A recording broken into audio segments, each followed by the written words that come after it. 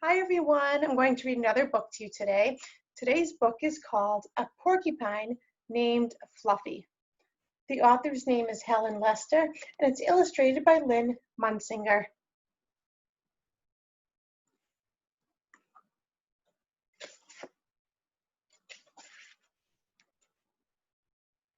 When Mr. and Mrs. Porcupine had their first child, they were delighted. Now he needed a name.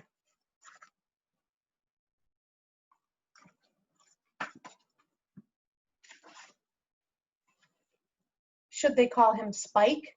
No, Spike was too common. Should they call him Lance? No, Lance sounded too fierce. Should they call him Needle Rooser? No, Needle Rooser was way too long. Prickles? Pokey? Quillian? Then together they had an idea. Let's call him Fluffy. It's such a pretty name. Fluffy.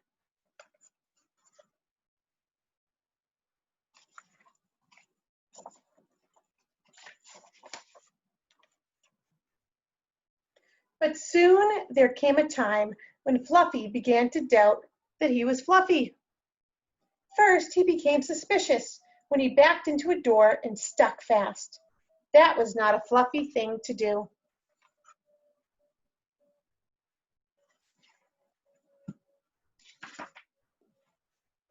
He was even more convinced when he accidentally slept on his back and poked holes in the mattress. A very unfluffy thing to do. When he tried to carry an umbrella, he knew the truth without a doubt. Fluffy definitely wasn't Fluffy.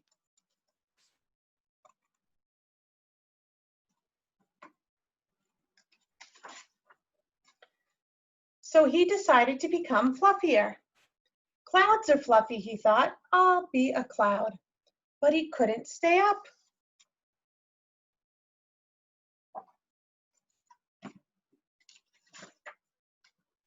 I know. Pillows are fluffy, he said. I'll be a pillow. But when his mother sat on him, she was not pleased. He tried soaking in a bubble bath for 45 minutes, but he did not become fluffy. He just became soggy.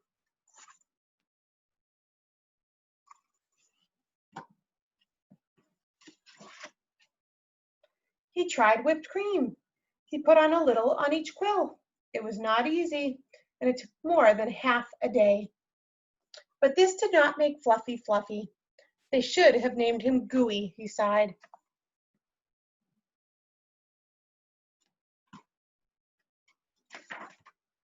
He ate a lot of fluffy marshmallows.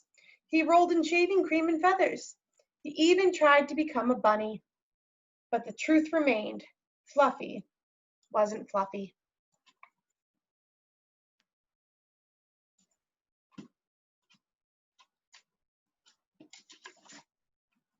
One afternoon, Fluffy set out for a walk, trying to think of ways to become fluffy.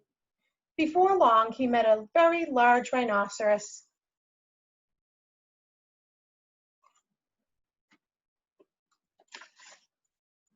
Grrr, said the rhinoceros. I'm going to give you a rough time. Fluffy didn't know what a rough time was, but he didn't like the sound of it at all. What is your name, small prickly thing? Asked the rhinoceros unkindly. Fluffy, said Fluffy.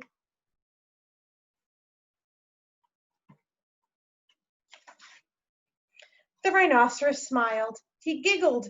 Then he laughed out loud. He rolled on the ground. He jiggled and slapped his knees. He roared with laughter.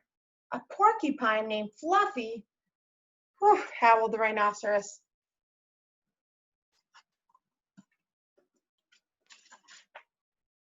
Fluffy was so embarrassed. He tried to be polite. And what is your name? He inquired. I can't say it, giggled the rhinoceros. Hubert, suggested Fluffy.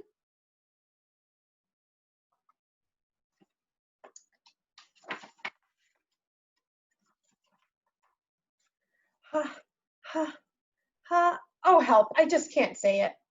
I'm laughing so hard, said the rhinoceros. Harold? Or maybe Herman, asked Fluffy. No, gasped the rhinoceros. It's heh, heh, heh, Hippo.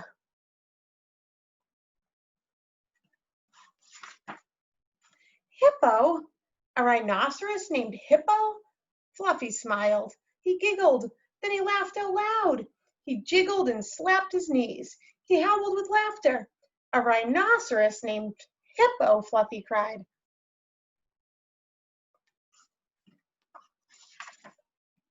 A porcupine named Fluffy, a rhinoceros named Hippo. It was almost more than they could bear. Hippo and Fluffy rolled on the ground giggling and laughing until tears came to their eyes. At last they lay exhausted on the ground. From that time on, they were the best of friends.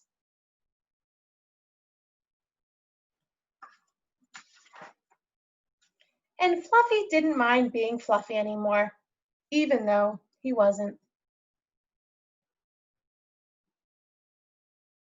The end. I hope you liked that story. It's a great book, and I hope it helps you think about your name. Maybe your name has a great meaning behind it, or maybe you wish you had a different name. Well, think about your name. Maybe you can do some writing about that. Tell me about your name, maybe what your name means. Maybe someone in your family named you after somebody. So maybe you can just write about your name today. Think about anything from what your name means, who you were named after, how much you love your name, if you don't like your name, whatever you want to tell us about your name. You can do some great writing about it. Okay? And I'll see you all soon.